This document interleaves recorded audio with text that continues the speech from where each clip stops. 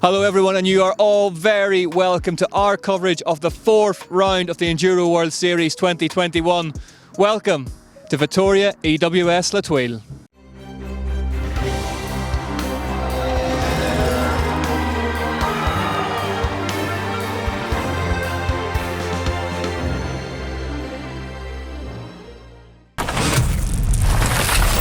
Yes, we are at the end of a historic set of double headers here in Italy to kickstart the 2021 season. If you have missed anything, then don't worry. All the highlights and all our coverage from the Enduro World Series 2021 so far are available on GMBN, and they are well worth checking out. What a season of racing we're having so far. At the front of the pro women's field, Isabelle Corderie, Melanie Pujan and Morgan Shaw. You could throw a blanket over the three of them. And in the pro men's field, only fractions of a second seem to be able to separate Richie Rude and Jack Moir anytime they are on stage together. So let's have a look at this 34-kilometre course then in a bit more detail. That first stage, Saturday evening's pro stage, the Vittoria. Pro stage 1, 2.1 kilometres in length. The first stage of the second day, North Waves La Thuile, 2.93 kilometres, 563 metres of vertical descent. La Thuile's Minieri was the third stage. Troy Lee Designs La Fresa was the fourth at 2.2 kilometres in length, 618 metres of vertical drop. And the final stage of our time here in La Thuile was Vittoria's vertical, 4.18 kilometres, comfortably the biggest stage of the day. The opening stage was the Vittoria Pro stage on Saturday night, where some overall points were up for grabs for those prepared to roll the dice on a classic slice of super steep La Thuile goodness.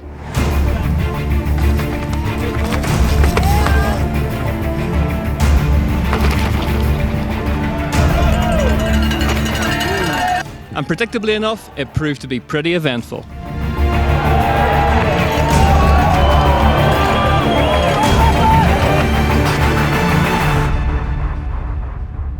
Isabelle Corderier's hopes of taking home maximum pro stage points took a blow when she suffered a puncture just a couple of hundred metres from the start gate.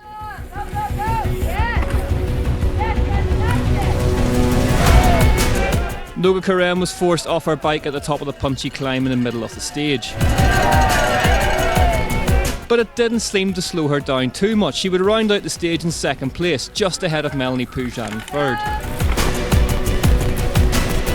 First place on the pro stage had an extremely bittersweet taste to it. Andriane Lamphey-Nadeau returned to the top of the timesheets but injured her ankle in the process. She would take the start the next day after a checkup at a local hospital.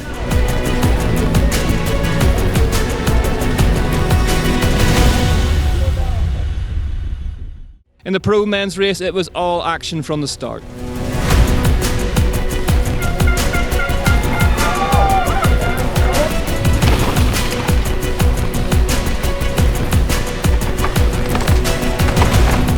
Ibis's Zacharias Johansson continued his march back to form with a third place on the stage just 4 seconds off the pace. Second place went to Jack Moir, utterly pinned throughout the Australian battle through illness earlier in the week to claim second at round 3 and was looking much happier on the bike.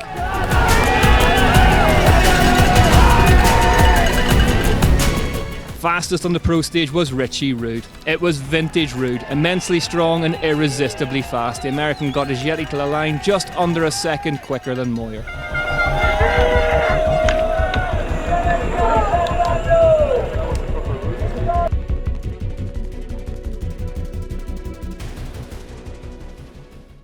Stage 1 of day 2 saw the riders take on North Waves La Thuile, 2.9 kilometres in length with a drop of 563 metres.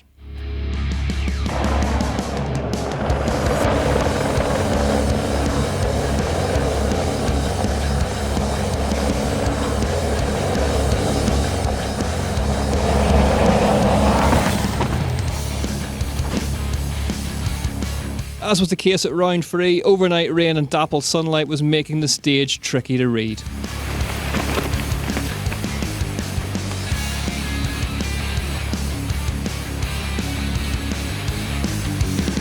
Wetter than the other day, a bit slippy, quite hard to see in the light.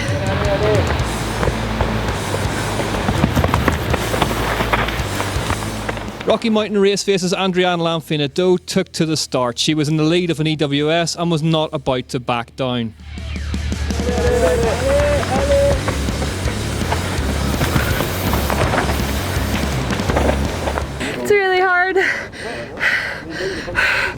Yeah. The Canadian got to the stage finish in one piece, but Pujan, Harnden and Corderie had all made a start at chipping away at her lead.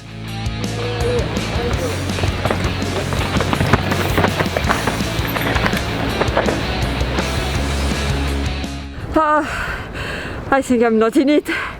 I'm way too tired, so just try to ride smooth and stay safe.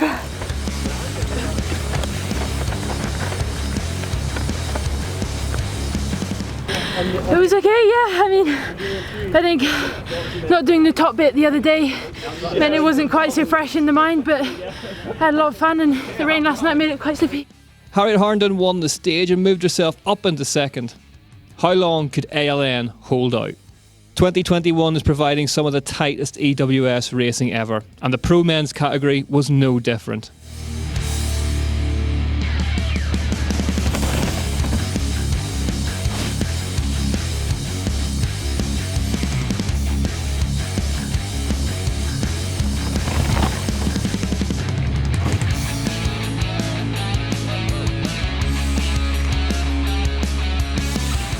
The French trio of Ewan Deneau, Adrian Day and Kevin McHale were putting pressure on the top three.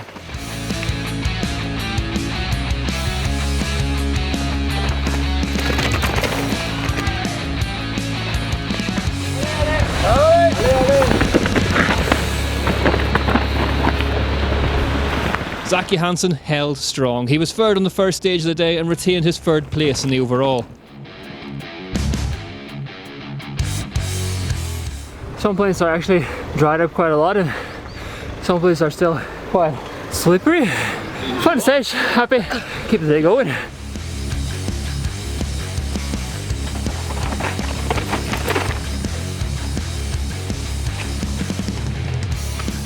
Jack Moir and Richie Rood remained locked together out front.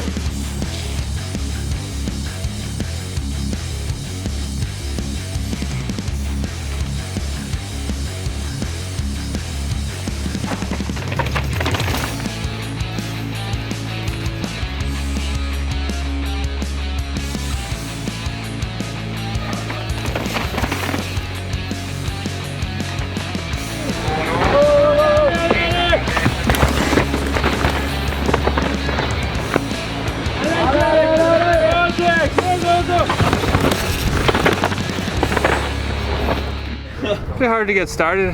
Felt a bit tense and just a little wet out there, but yeah, just felt a little sluggish. The Canyon Collective rider took the win on stage 1 by 0.64 seconds. It wasn't enough to take the lead, but it was a start.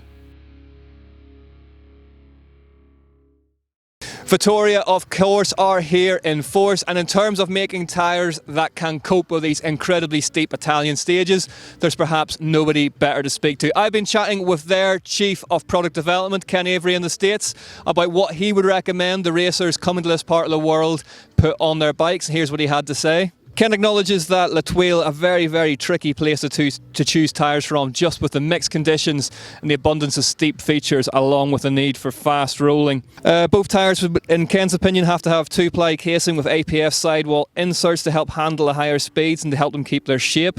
Compound is king, as always. And he recommends something super sticky on the front, pretty aggressive, to help just keep that front end tracking and where you want it to be.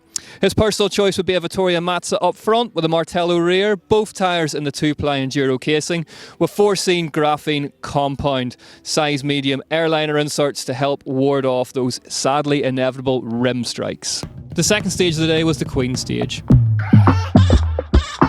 La Thuile's Minieri saw the racers exit in the ancient fort before a flat-out 2.5 kilometre charge to the line.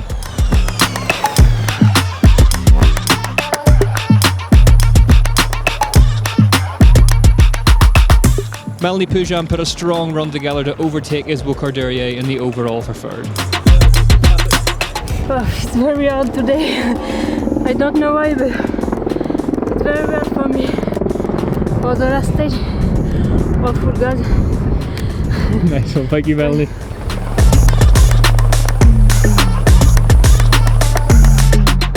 Enduro racing at its most captivating is watching racers overcome adversity. Adrienne Lamphey-Nadeau was refusing to back down. She won the Queen stage by a staggering 7.21 seconds, riding through the pain barrier.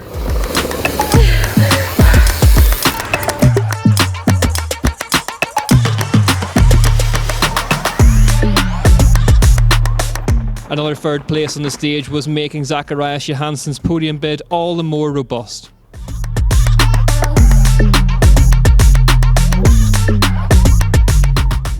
Had a quite big mistake when you bump down the asphalt. You have like a little S-turn before going into the woods, and I got the biggest drift.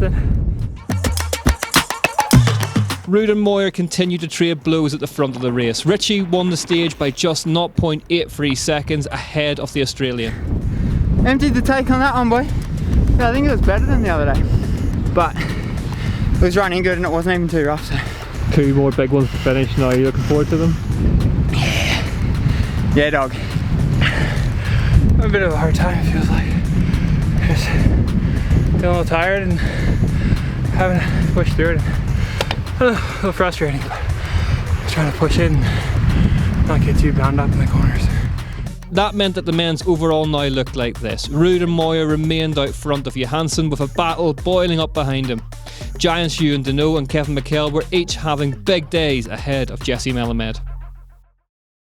The penultimate stage of a hectic month of EWS racing was to be Troy Lee Design's La Thuile, where the savagely steep nature of La Thuile would really come to the fore.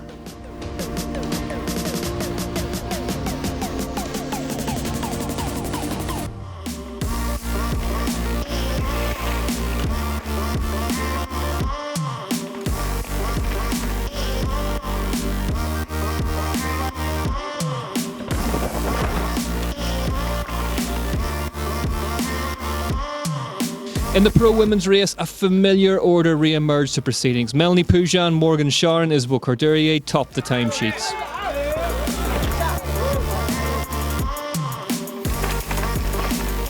Was a fairy tale win about to slip away? Lamphey-Nadeau had crashed.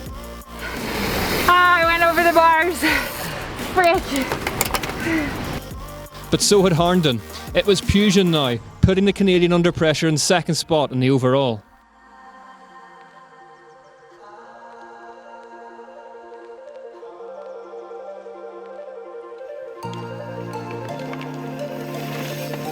In the pro men's race, someone had to blink. That someone wasn't going to be Jack Moir. He took the stage win ahead of Adrian Day and Zacharias Johansson. But where was Richie? The leader of the title race had been down, not once, but twice. Ruud finished the stage 11th. The 21 bike of Moir was up into the lead by 10 seconds with only one stage left to fight over. The final stage of the race was a now familiar yet nonetheless terrifying Vittoria vertical. 4.18 kilometres in length with a vertical drop of 738 vertical metres. Could Adrienne Lamphey-Nadeau do it? Would Jack Moir be able to keep Richie Ruud at arm's length? It all came down to one last plunge.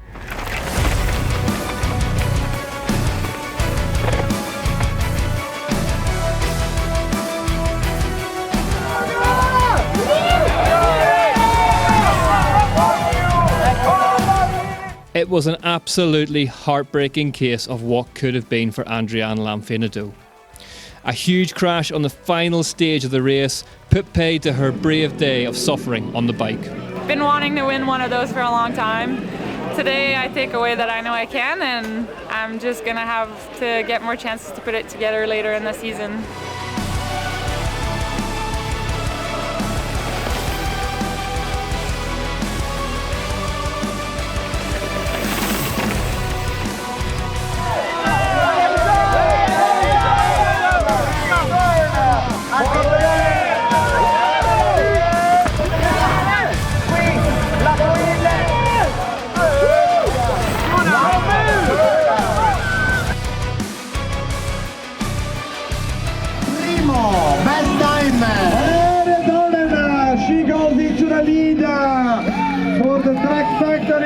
That ride from Trek's Hattie Harnden was enough to secure her debut Enduro World Series win.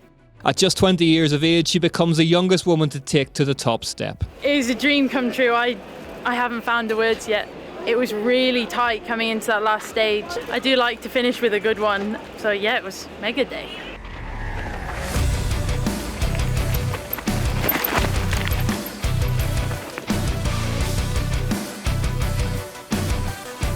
Poland's Sławomir Lukacic rode superbly well all day to take 8th.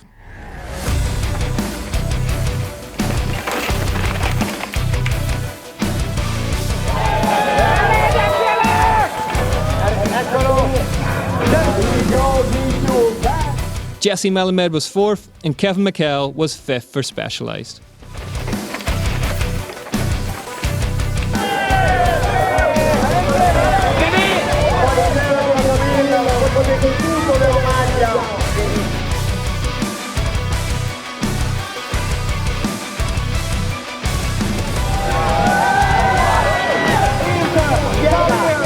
Zach Johansson rounded out a superb performance to claim a well-deserved 3rd place and highest career finish.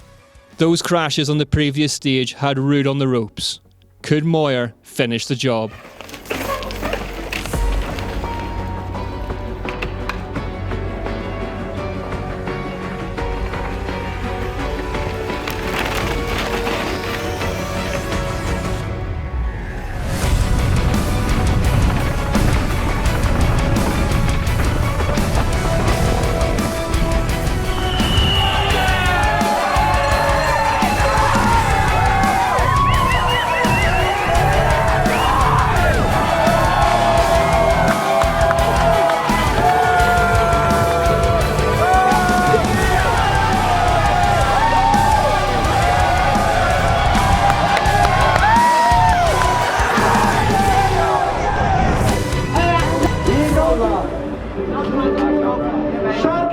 You did it again. Frothing right. After everything that had gone before, Jack Moir knew that attack was the best form of defence.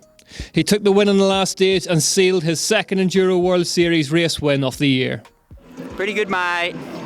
Had 4 clean runs. Had a lot more energy than the other day, so I could attack more and recover, and yeah, ended up on top. And there we have confirmation then. Harriet Harnden currently sitting in joint 2nd place in the overall points with Isabelle Courdurier, whilst Melanie Poujan keeps her title lead and yellow plate. The pro men's title race looks incredibly tight. Only 5 points separate Richie Ruud and Jack Moir as we head into the mid-season break. And in the team's championship, Canyon Collective stay out front ahead of Pivot Factory Racing and Ibis Cycles Enduro team. So there we have it then. The 2nd EWS doubleheader of the year draws to a close, and still nothing can separate Jack Moir and Richie Ruud in 2021. Just 5 points in the title race after 4 rounds. Hattie Harnden taking that debut win at just 20 years of age. Incredible scenes there as well. We're going to take a mid-season break, but don't worry, there's plenty more EWS content coming up on GMBN in that time. In the meantime, from everyone here, thanks for watching, and we'll see you soon.